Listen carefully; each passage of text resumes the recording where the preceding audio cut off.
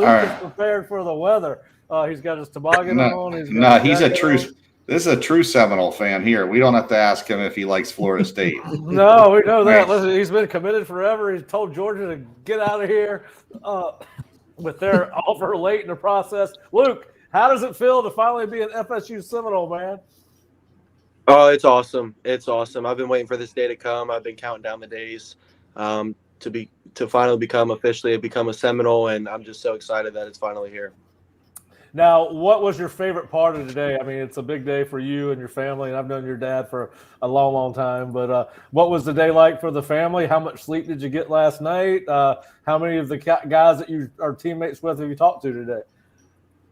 Yeah, there wasn't a ton of sleep last night. I was up pretty late, actually. My brother had some friends over, some of his college friends over, so they were keeping me up, and I'll blame it on that, not the nerves. But it was a great ceremony today at the school. There was a ton of people that showed out, and it was a blessing to have all those people there to support me. Luke, I'm gonna jump in real quick. You look at what's happened with Jordan Travis as far as being developed as a quarterback. Here was a kid that when he came to Florida State did not have the tools even you had at the same stage, but he developed, worked hard, put himself in a position to be a very, very good quarterback at the college level.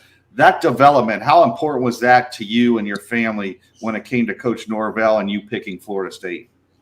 Yes, sir. It was huge. I said this, I think it was 2 years ago when Jordan went down in the Louisville game and Tate came in, and, I felt like Coach Norvell played to Tate's strengths, and I felt like, he called the game to help Tate succeed. And I feel like that just speaks volumes about Coach Norvell and Coach Tokarts, about how they know their quarterbacks, they know their strengths, and ultimately they're going to set us up to succeed.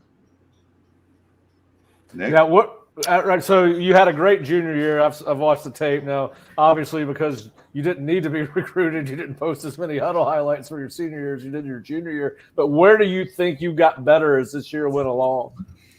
I think definitely just gaining more experience. I think that was a huge upgrade. I felt a lot more comfortable in the pocket. There were a couple times my junior year where, I'd feel pressure and the alarm would go off in my head to get out, and I'd end up missing some things down the field that I could have had. But this year I was able to stay in the pocket and kind of, I was more comfortable with pressure coming at me and being able to stay in the pocket and deliver the ball. Yeah. Now, are you gonna practice for the bowl game with the team, or are you waiting until January? Oh, yes, sir. I fly out Christmas morning at like 10:30.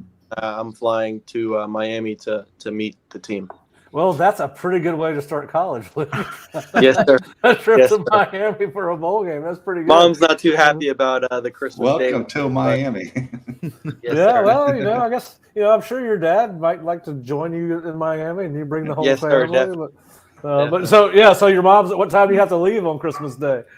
I think my flight takes off at 10:30 something. So so you got to get up and get to the airport early. Yeah, mom's not going to be too happy about that. Hey, the way he answered it, he's excited to come down here. I live in Miami, so welcome. We'll be your host. Hey, Luke, I'm going to give you one piece of advice at the bowl game. Don't spend all your per diem the first night. It makes for a long week. I've done that before. Yes, sir. Just have your friends take care of everything, man. Yeah, that's right. So, what are you excited most about? I mean, what is it about Florida State? What do they do on offense that you think suits you best? I'm just excited to get in there and be able to work with Coach Norvell and Coach Tokarts.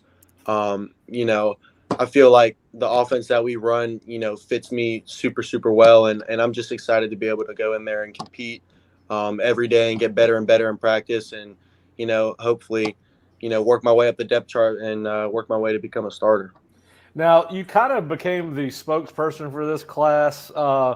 Listen, you're young. I mean, right? You're what, 18? A lot of people don't really know how your age would not know how to assert themselves the way you did. You've become the leader, the spokesperson of this class. Where did you learn that leadership from? I mean, who were your biggest influences as you were growing up in football and learning how to lead a team and people? Yeah, I think it just really comes down to my family. I had an older brother, and I learned a lot from him. His senior year, we actually started off 0-2, which would have been my sophomore year. We started off 0-2, and we ended up going on a rally. He held a team conference after we started off 0-2, and he kind of was like, just became a leader and kind of put people in their place, and we ended up rallying off 13 wins and going on to win a state championship.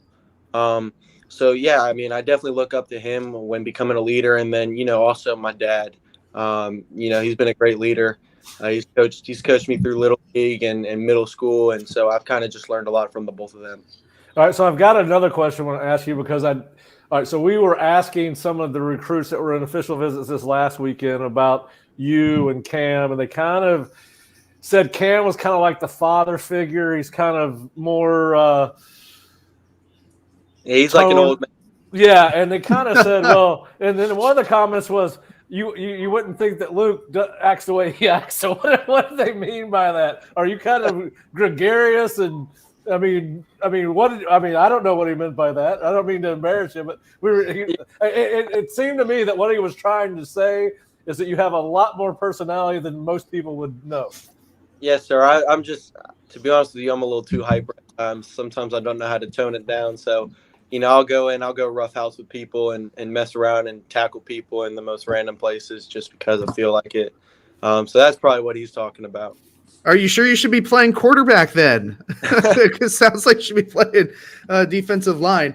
No, so Luke, I mean, we've talked with Camden about this, about watching this class come together as one of the earlier recruits, and I know I've asked you before, like how you don your recruiting hat sometimes.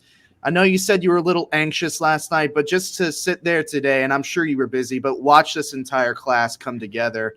Knowing that you were one of the first commits in the class, just what was that experience like for you? And how are you feeling? I mean, obviously there's a couple more days in the early signing window, but how are you feeling knowing that everything's completed for the most part?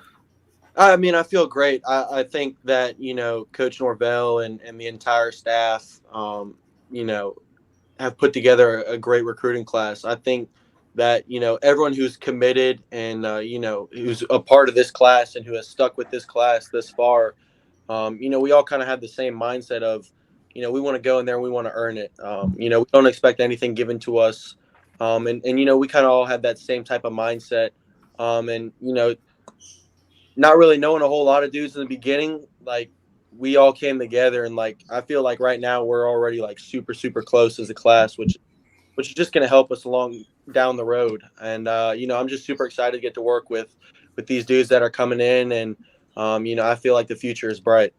Well, yeah, Luke, because now you're going to have Camden, BJ, LaWayne, and Elijah all telling you, I'm open and I'm open all the time. How are you going to make sure all those guys get the ball when y'all get on the field together? Yes, sir. Like I said before, Coach Tokarts, Coach Jackson, and Coach Norvell, they do a great job of, scheming to put the football in the playmakers' hands. I have a feeling that a lot of dudes will be getting a lot of touches. Yeah. Now, obviously, the team's going to be getting ready for a game while you're down there. Has Mike and Tony told you what their goal is with you down there? I mean, obviously, they're going to be kind of in game week. Is it just to kind of get you indoctrinated into how the program works, or what have they told you about what they expect from you that week? Yes, sir. I think they just want to expose us to a high level practice. I mean, you're going to compete in the Orange Bowl against, the University of Georgia, the back-to-back national who ended up losing Alabama, and we're going to play them in the Orange Bowl. It's going to be an intense practice, and I think they just want to show us what the high of high practice will be like. So for the dudes that are coming to practice in this bowl game, I think it's going to be a great experience for all of us, and I really think it's going to set the tone for our careers. All right, so I do have one question. You mentioned Georgia, so I'm just going to bring it up. I'm assuming that's what your loyalty tweet was about, and I mean, listen, it is your home state school. I mean, and so how? I mean, was it just a definitive no? I'm done. I've been done for a while, and did it kind of irritate you that they came in like that? Yeah, it definitely. It definitely irritated me a little bit. You know, if you're from Georgia, you want to get like the hometown offer. Any Georgia kid's gonna want a Georgia offer. I'm not saying it's the place that I felt like I would want to go, because I feel like Florida State is the place for me. But just being from Georgia, you want that offer. Every Georgia kid wants a Georgia offer, and they kind of, we played like phone tag for the longest time, and they brought me up there, and then they sent me home disappointed multiple times. Kind of making me think I was going to get an offer, and I just never did. So, for them to call in the 11th hour, I was kind of a little ticked off by that. And also I was at the point in my recruitment where I was like, I'm not going anywhere else. I don't even want to listen to y'all. Like, I don't want to hear anything out. Like, I know where I'm at. I know where I want to be. And, I was 100% solid with Florida State. All right. So I got to ask you, go ahead. Go ahead. No, Luke, you look at the history of the quarterbacks that have played at Florida State. You didn't get to see all of them play. I got to. I'm a little older than you. So is there anybody that you kind of pattern your game over, even guys that maybe you could go on the internet and watch that maybe you're like, you know what, that guy at Florida State's similar to my game? To be honest with you, I don't. I think all of them in the past are unique in their own ways. And that's why I feel like I'm unique in my way. All those dudes, I mean, everybody was good at their thing, you know what I mean? And I just feel like I'm my own quarterback, so I don't really try to model my game to anyone. I feel like I'm going to come in there and I kind of want to set a standard for myself and kind of, perform that. All right. So you mentioned recruiting, and all right. So there's good and bad in recruiting, right? I mean, the bad is I blow you up on Twitter all the time and try to get you to talk to me, start texting you. There's also some good things, right? There's a lot of attention, which everybody loves attention to some extent. Some people more than others. But what is your favorite? What's the thing you're going to miss most about recruiting, and what's the thing that the reason you're glad it's over? To be honest with you, I'm not really going to miss much. It kind of wasn't my thing, to be honest with you. I kind of wanted to just make my decision and then put it aside and focus on my high school career. But if I had to miss one thing, I guess it'd be, showing up for visits and, being treated like a king. That was pretty nice. I mean, nobody's going to complain like that. Going to complain about that type of stuff. So that was definitely a cool thing. And then, to be honest with you, I'm really kind of glad it's over. I'm kind of glad that I signed the paper today and that I'm officially at Seminole and I can start practice and everything like that. I'm really kind of happy that it's over. All right. Well, we're gonna. I just got one last question for you. It has nothing to do with football. I met your parents back in the late '90s. They used to throw these great Halloween parties. Do they still throw the Halloween parties? Oh yes, sir. They do. It's actually been more of a New Year's party now. That's kind of Mom's kind of switched it from Halloween to New Year's parties. So the New Year's parties, they're pretty fun. All right. Well, I'm sure they were. The Halloween parties, again, it's been since late 1990s. I still haven't forgot about them. It was kind of funny when I saw your dad for the first time when y'all came on campus. But listen, we know you've had a busy day, Luke. We want to appreciate you joining us giving us a little bit of your time. Congratulations on it. We can't wait to get you up here. Can't wait to see you in action. You'll see us all the time on campus and obviously at every spring practice. But hope you and your family have a great, albeit short, Christmas together. And we will probably see you in Miami, man. Yes, sir. Looking forward to it. Thank y'all for having me on today.